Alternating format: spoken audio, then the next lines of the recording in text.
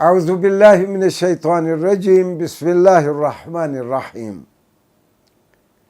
لقد خلقنا الانسان فی احسن تقویم وقال اللہ تعالی سنریہم آیاتنا فی الآفاق وفی انفسہم حتی یتبین لہم انہ الحق وقال اللہ تعالی بلا قادرین علی ان نسوی بنانا صدق اللہ مولانا العظیم۔ ناظرین گرامی، سورہ 3، سورہ حامیم سجدہ اور سورہ قیامہ کی میں نے 3 آیات یا ان آیات کے چھوٹے چھوٹے ٹکڑے آپ کی خدمت میں پیش کیا۔ قرآن کریم کے ساتھ 5 منٹ اس پروگرام میں آج ہمارا موضوع ہے قرآن کریم اور فنگر پرنٹس۔ قرآن کریم اور فنگر پرنٹس۔ دراصل جب بھی اللہ تعالیٰ نے اپنی نعمتیں ہمیں یاد دلائیں تو خاص طور پر انسانوں کو مخاطب ہو کے کہا کہ ہم نے تمہیں فی احسن تقویم، we have created you in best formation. اور پھر اللہ نے کہا کہ دیکھو ہم تمہارے اندر اور تمہارے ان آفاق کے اندر، تمہارے ہورائزنس کے اندر ہم اپنی نشانیاں تمہیں دکھائیں گے تاکہ تمہیں پتہ چل جائے کہ جو ہم کہہ رہے ہیں وہی سچ ہے۔ اور پھر فنگر پرنٹس کے بارے میں اللہ تعالیٰ نے کہا سورہ قیامہ میں، تم نے غور نہیں کیا؟ دیکھو ہم تو تمہاری انگلیوں کی یہ پورے بنانے پہ بھی قادر ہیں۔ ناظرین گرامی، 1450 سال قرآن اترے آ گئے۔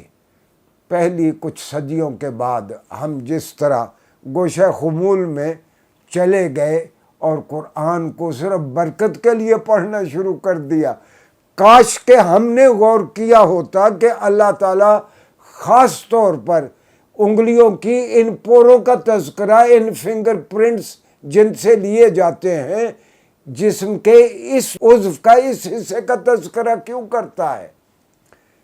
مغرب نے تجربات کیے، ان کو بات یہ سمجھ آ گئی۔ ویسے تو انگلینڈ کے ایک بہت بڑے ڈاکٹر تھے فرانسس گیلٹن، انہوں نے انگلینڈ میں ایک کتاب شائع کی 1892 میں، کتاب کا نام ہی یہ تھا فنگر پرنٹس۔ تو انہوں نے فنگر پرنٹس کی ایک تاریخ انہوں نے دریافت کی کہ 700 عیسوی میں چائنا کے لوگ فنگر پرنٹس کو محفوظ کر لیتے تھے آدمیوں کی شناخت کے لیے۔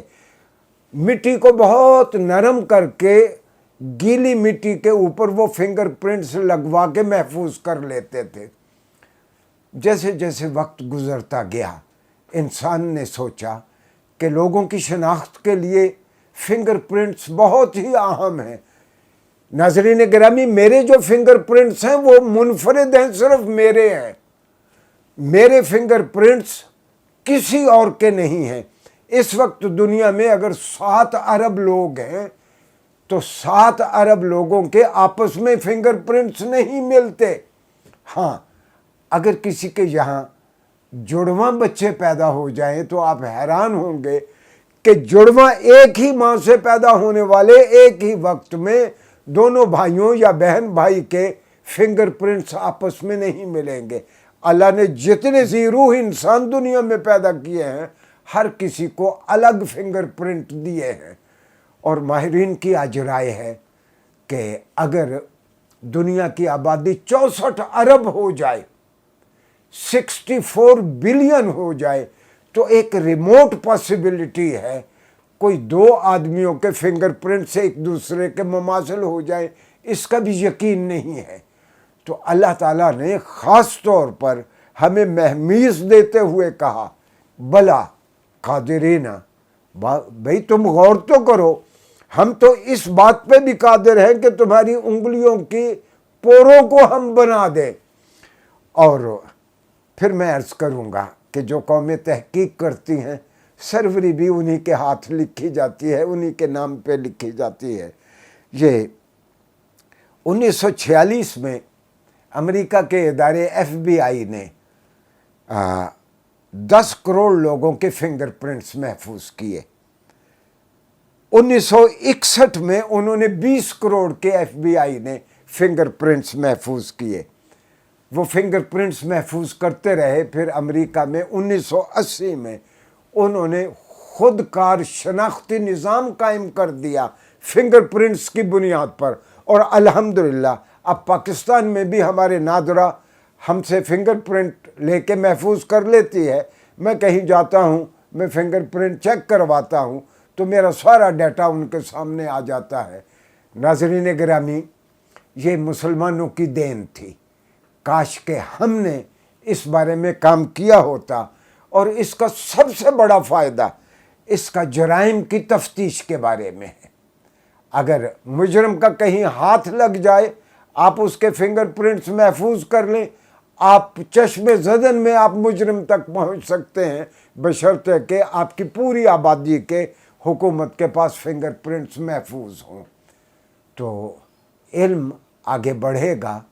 قرآن کریم کے ان آیات پہ صدق دل سے اگر کام کیا جائے اور قرآن کو صرف برکت کے لیے نہ پڑھا جائے، قرآن کو روشنی لینے کے لیے پڑھا جائے.